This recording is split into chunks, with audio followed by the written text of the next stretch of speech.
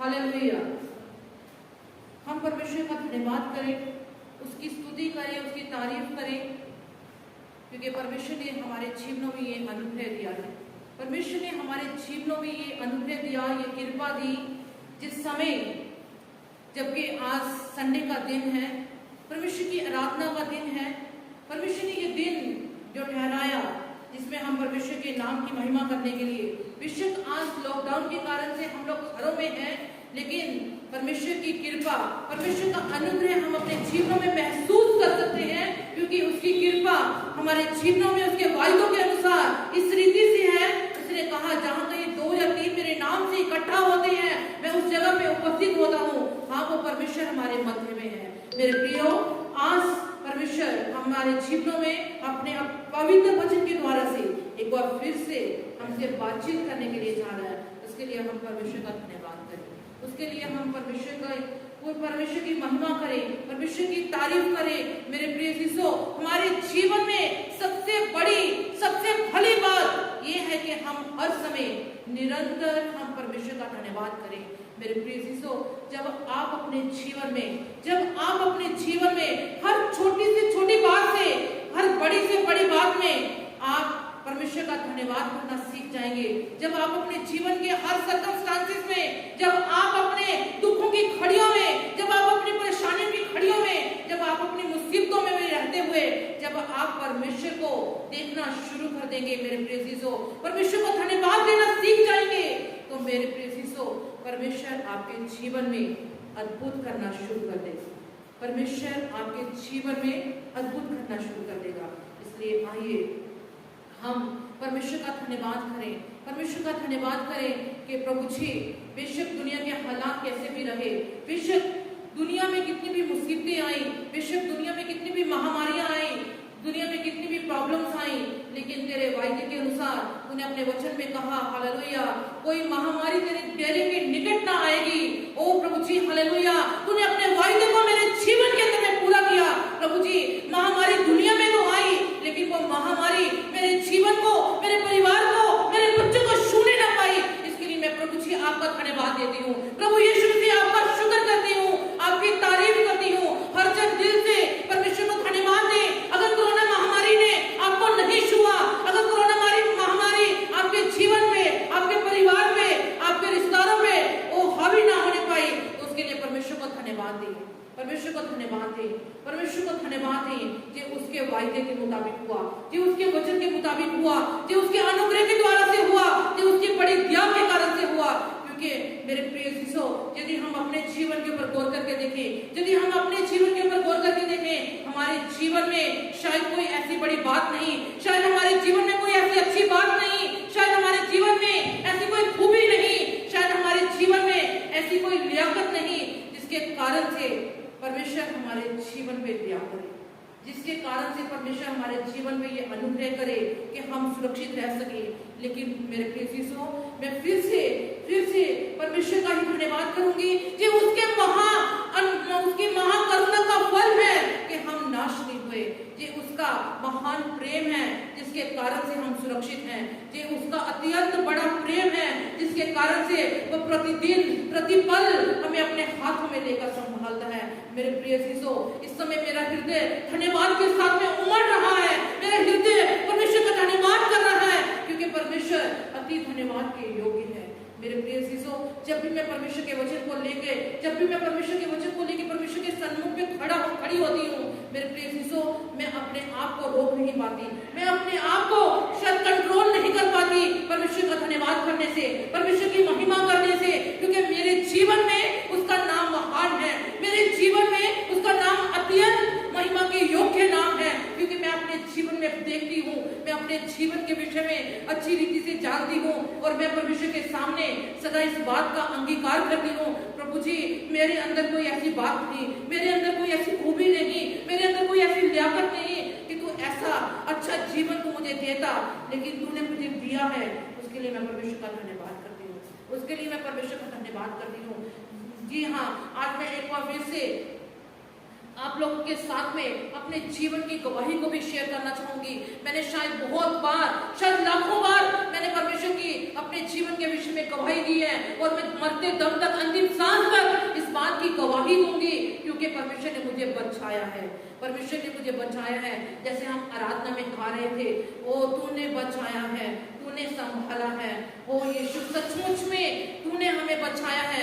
मेरे प्रिय चीजों, 99 में, ओ हालेलुया, आज से 22 साल पहले जब मैं भी अस्थमा में मर रही थी, जब मैं भी बीमारी में मर रही थी, मैं भी परेशानी में मर रही थी, जब मेरा कोई बचाने वाला नहीं था, जब मेरा कोई छुड़ाने वाला नहीं था, जब मेरे जीवन में मृत्यु का साया था, मेरे परमेश्वर ने, जिसको मैं जानती भी ना थी, उसके वचन में लिखा है, ओ तूने मुझे नहीं, वन मैंने तुझे चुन लिया। हाँ, उसने माता के गर्भ में से हमें चुन रखा है। मेरे प्रिय चीजों, उसने तो मुझे माता के गर्भ में से चुन लिया था, लेकिन शायद मैं उसको जान नहीं पा रही थी, मैं उसको जानती ना थी, मैं उसको पहचानती ना थी, लेकिन उस परमेश्वर का अनुग्रह, उस परमेश्वर का प्रेम मेरे जीवन से किसी रीति से भी कम नहीं हुआ। बेशक मैं बीमारी की हालत में थी, बेशक मैं बीमारी के बिस्तर में थी, बेशक मैं अस्थमा के साथ में जूझ रही थी, बेशक कोई दवाई मेरे जीवन में असरदायक नहीं हो रही थी। मेरे प्रिय चीजों, ऐसे में प्रभु यीशु मसीह ने अपने वचन को भेजकर मेरे जीवन में अत्यंत बड़ा काम किया, अत्यंत बड़ा कार्य किया। उसने मेरे जीवन को अपने पवित्र आत्मा के द्वारा से, ओ मेरे प्रिय चीजों, मैं आज बताना चाहती हूँ, आज से 22 साल पहले प्रभु यीशु मसीह ने अपने पवित्र आत्मा के द्वारा से मुझे छू लिया। हालेलुया। यीशु का लहू जो मेरे लिए, मेरी बीमारियों के लिए, मेरे पापों के लिए, मेरे गुनाहों के लिए बहाया गया, उस लहू ने उस समय मुझे छू लिया। हालेलुया। उस लहू ने, जो बहुमूल्य लहू, जो कीमती लहू, जो प्रभु यीशु मसीह ने इसलिए बहा दिया ताकि मैं अस्थमा में नाश न हूं, ताकि मैं बीमारियों में नाश न हूं, ताकि मैं पापों में नाश न हूं, ताकि मैं गुनाहों में नाश न हूं। मैं परमेश्वर का धन्यवाद दूंगी। आज जो मैं सांसें ले रही हूँ, आज मैं जो जीवित हूँ, आज जो मैं आपके सम्मुख में खड़ी हूँ, ये मेरे परमेश्वर का अनुग्रह है, ये मेरे परमेश्वर की दया है, ये मेरे परमेश्वर की कृपा है। हाँ, मेरे जीवन की हर सांस मेरे परमेश्वर की कर्जदार है, मेरे परमेश्वर की कर्जदार है, क्योंकि मेरी जीवन की सांस को चलाने वाला मेरा परमेश्वर शायद अस्थमा मेरी सांसों को बंद कर सकता था। अस्थमा की बीमारी मुझे मृत्यु की चपेट में ले सकती थी, लेकिन प्रभु यीशु मसीह के पवित्र लहू ने, प्रभु यीशु मसीह के पवित्र खून ने मुझे आज तक भला चंगा तंदुरुस्त रखा। उसने मेरे जीवन में जीवन दे दिया। उसने मेरे जीवन में अपने खून के द्वारा से, अपने पवित्र खून के द्वारा से उसने नया जीवन मेरे अंदर को निकल लिया। उसके लिए मैं परमेश्वर का धन्यवाद करती हूँ, उसके लिए मैं परमेश्वर का धन्यवाद करती हूँ, उसके लिए प्रिय यीशु मैं परमेश्वर का शुक्र करती हूँ। इस समय आइए हम सब भी अपने जीवनों में जो कुछ परमेश्वर ने आपके जीवन में किया, मेरे प्रिय यीशु, उसको स्मरण करें। जिस समय है उसको धन्यवाद देने का, जिस समय है उसकी भलाइयों को याद करने का, जिस समय है उसकी कृपा को याद करने का। कभी भी उसकी भलाइयों को उसको पाकर, कभी भी उसके अनुग्रह को पाकर मेरे प्रिय यीशु कभी भी उससे बेमुख न हो जाएं, कभी भी उससे बेमुख न हो जाएं, कभी भी उसके साथ में अपना पल्ला न छोड़ ले।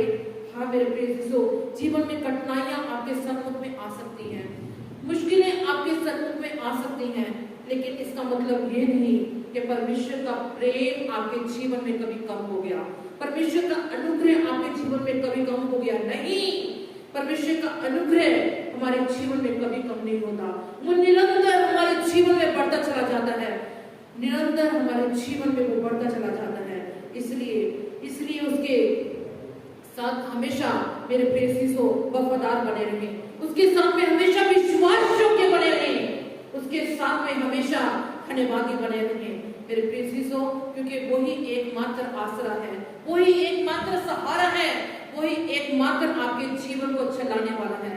इसलिए मेरे प्रिय यीशु, क्योंकि मेरे जीवन को 22 साल से वो अपने सामर्थ्य हाथ में लेकर चलाता आया, भले ही मेरे जीवन के अंदर में, जैसा हम आज एक वचन को पढ़ने के लिए जा रहे हैं, आज एक वचन को हम देखने के लिए जा रहे हैं, मत्ती रचित सुसमाचार मत्ती रचित सुसमाचार उसके 14 अध्याय में उसकी 22 आयत से हम लोग यदि देखते हैं, मत्ती रचित सुसमाचार उसकी 14 अध्याय उसकी 22 आयत से यदि हम देखते हैं, वहां पर लिखा है, तब उसने तुरंत अपने चेलों को नाव पर चढ़ने के लिए विवश किया कि वे उससे पहले उस पार चले जाएं, जब तक लोगों को विदा करे। वह लोगों को विदा करके प्रार्थना करने को अलग पहाड़ पर चला गया और सांझ को वह वहां अकेला था। उस समय नाव झील के बीच लहरों से डगमगा रही थी, क्योंकि हवा सामने की थी। यीशु रात के चौथे पहर झील पर चलते हुए उसके पास आया। चेले उसको झील पर चलते हुए देखकर घबरा गए और कहने लगे, यह भूत है, और डर के मारे चिल्लाने लगे। तब यीशु ने तुरंत उनसे बातें की और कहा, ढांढस बांधो, मैं हूं, डरो मत। पतरस ने उसको उत्तर दिया, हे प्रभु, यदि तू ही है तो मुझे अपने पास पानी पर चलकर आने की आज्ञा दे। हाँ मेरे प्रिय शिष्यों, इस पूरे इंसिडेंट को यदि हम पढ़ते हैं, मत्ती रचित सुसमाचार जबकि उसके 14 अध्याय को जब हम पढ़ते हैं, हम लोग अपने जीवनों के अंदर में देखते हैं प्रभु यीशु मसीह के चेले प्रभु यीशु मसीह के कहने के अनुसार, ओ हालेलुया, एक कश्ती में सवार होकर एक झील में से जा रहे थे। मेरे प्रिय शिष्यों, वो जा रहे थे, प्रभु यीशु मसीह वहां पर नहीं था, उस कश्ती में उस समय प्रभु यीशु मसीह नहीं थे। लेकिन जब वो झील में जा रहे थे तो क्या होता है, हम लोग वहां पे देखते हैं, लिखा है कि यीशु मसीह बाद में चौथे पहर वहां पर पहुंचते हैं। प्रभु यीशु मसीह की आवाज को सुनकर वो लोग कहते हैं शायद ये भूत है, और डर के मारे चिल्लाने लगते हैं। मेरे प्रिय शिष्यों, हम लोग कई बार अपने जीवन के अंदर में शायद कंफ्यूज हो जाते हैं। हम लोग पहचान नहीं पाते परमेश्वर की आवाज को, हम लोग पहचान नहीं पाते प्रभु यीशु मसीह की आवाज को, हम लोग समझ नहीं पाते प्रभु यीशु मसीह की आवाज को। प्रभु यीशु मसीह क्या कह रहा है, प्रभु यीशु मसीह क्या अपने जीवन में कहना चाहता है, प्रभु यीशु मसीह क्या अपने जीवन में करना चाहता है। शायद बहुत बार हम उसकी आवाज को पहचान नहीं पाते, बहुत बार हम उसकी आवाज को अनसुना करते हैं, क्योंकि हम समझ ही नहीं पाते कि हमारा प्रभु हमें बुला रहा है। मेरे प्रिय शिष्यों, उसके साथ रहने वाले चेले वो कह रहे हैं ये भूत है, यह भूत है। ओ मेरे प्रिय शिष्यों, हम दुनिया में, हम संसार की बातों में हम इस रीति से खो जाते हैं। हमें सारी चारों तरफ दुनिया की बातें हमें बड़ी अच्छी लगती हैं, बड़ी समझ में आती हैं, लेकिन पवित्र आत्मा की बातें, प्रभु की बातें, परमेश्वर की बातें वो हमें समझ में नहीं आती। परमेश्वर के दास आपको कुछ समझाना चाहते हैं, परमेश्वर का वचन आपको कुछ समझाना चाहता है, परमेश्वर का वचन आपको कुछ बताना चाहता है, परमेश्वर का वचन आपको बताना चाहता है, मेरे प्रिय शिष्यों, पाप से बचो, तौबा करो। वो परमेश्वर का वचन आपको बताना चाहता है। परमेश्वर का वचन कहता है रिश्वत ना लो, ठगी ना करो, गलत कामों से मुड़ो, तौबा करो।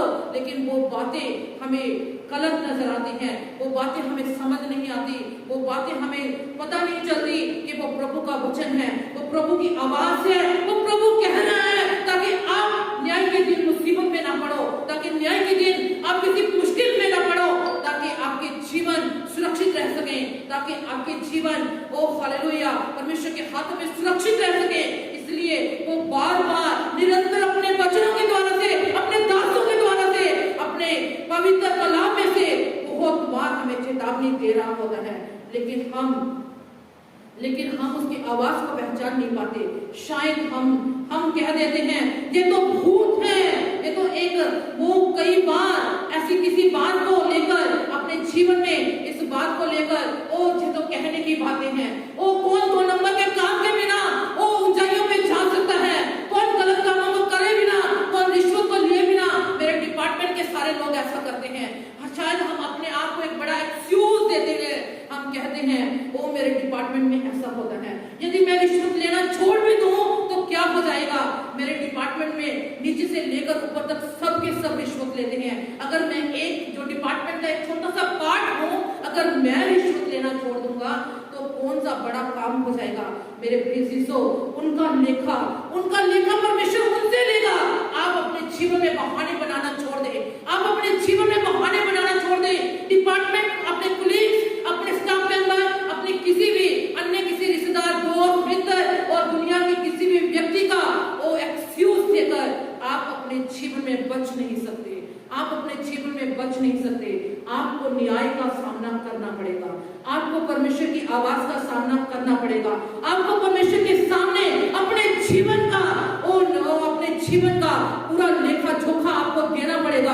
वो हो सकता है आज आप बड़े ठाठ से जी रहे हो, आज हो सकता है आप बड़े अच्छे से अपने जीवन को, आपको लगता है मैं लक्ष्य से अपनी लाइफ को जी रहा हूँ, क्योंकि यदि मैं परमेश्वर की आवाज को सुनूंगा, यदि मैं संसार की तरह नहीं चलूंगा, तो मैं कभी भी संसार के समक्ष में ऊंचा नहीं उठ सकता।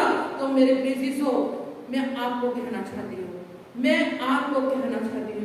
आप गलत फहमी में हैं, आप गलत फहमी में हैं, आप गलत फहमी में हैं मेरे प्रियजनों। और यीशु मसीह की आवाज को सुनकर उन्होंने कहा शायद ये एक भूत की आवाज है। मेरे प्रियजनों, आज परमेश्वर के वचन की आवाज को सुनकर शायद आप कह सकते हैं ये तो फालतू की बातें हैं, इनको मानकर हम कभी जीवन में ऊंचा उठ नहीं सकते, कभी भी मैं अपने बच्चों को अच्छी फैसिलिटीज दे नहीं सकता। मेरे प्रियजनों, लेकिन मैं आपको बताना चाहती हूँ, आपके जीवन में आप पैसे को अपने बच्चों के जीवन में दे सकते हैं, आप फैसिलिटीज को अपने बच्चों के जीवन में दे सकते हैं, लेकिन मेरे प्रियजनों, क्या आप अपने बच्चों के जीवन में शांति दे सकते हैं? क्या आप अपने बच्चों के जीवन में पैसे से सुख को खरीद के दे सकते हैं? क्या आप अपने बच्चों के जीवन में पैसे के द्वारा से वो सफलता को खरीद कर दे सकते हैं? नहीं, कभी भी नहीं। जब तक परमेश्वर का हाथ आपके बच्चों के जीवन में, आपके परिवार के जीवन में नहीं आएगा, मेरे प्रिय शिशो, आप भूल जाएं कि आपके बच्चे कभी सफल होंगे, आप भूल जाएं कि आपके जीवन में कभी कोई अच्छा काम होगा, आप भूल जाएं कि आपके बच्चे सफलता की बुलंदियों तक पहुंचेंगे। मेरे प्रिय शिशो, हो सकता है वो बड़ा पैसा तो कमा ले, लेकिन शायद नशे उनके जीवन को खराब कर दे, शायद बुरी संगतियां उनको नाश कर दे, शायद उनके जीवन में शैतान तरह तरह की बीमारियां भेजकर उनको नाश कर दे, क्योंकि उनका जीवन कभी भी परमेश्वर के हाथों में जब सुरक्षित नहीं, तो शैतान उनको हमेशा खुश रहने नहीं देगा। मेरे प्रिय शिशो, आज आप इस बात को समझ लें, आज अच्छे से आप इस बात को समझ लें।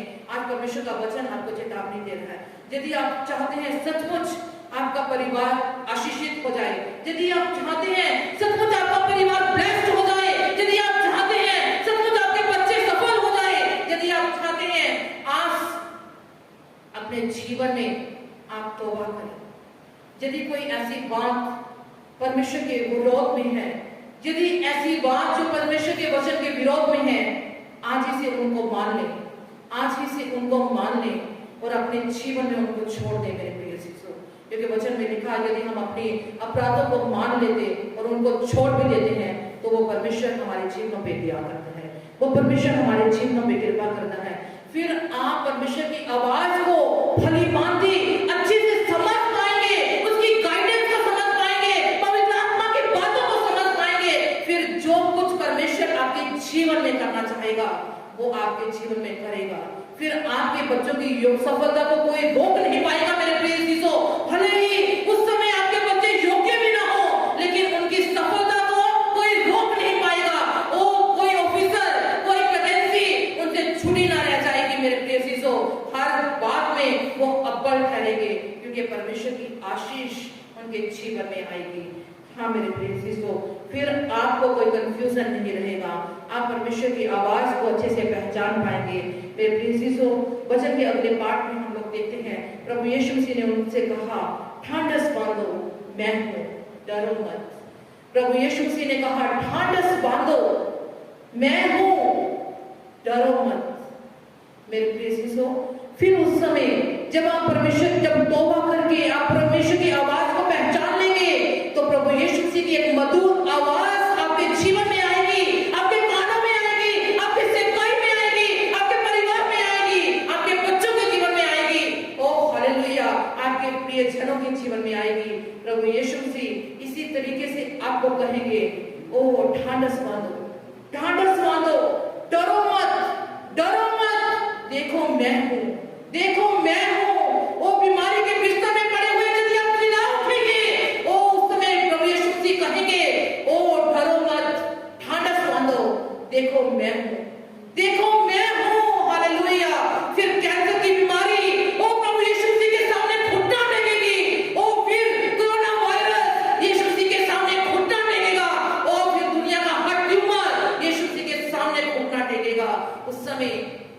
उस समय मेरे प्रिय आपको घबराने की जरूरत नहीं पड़ेगी।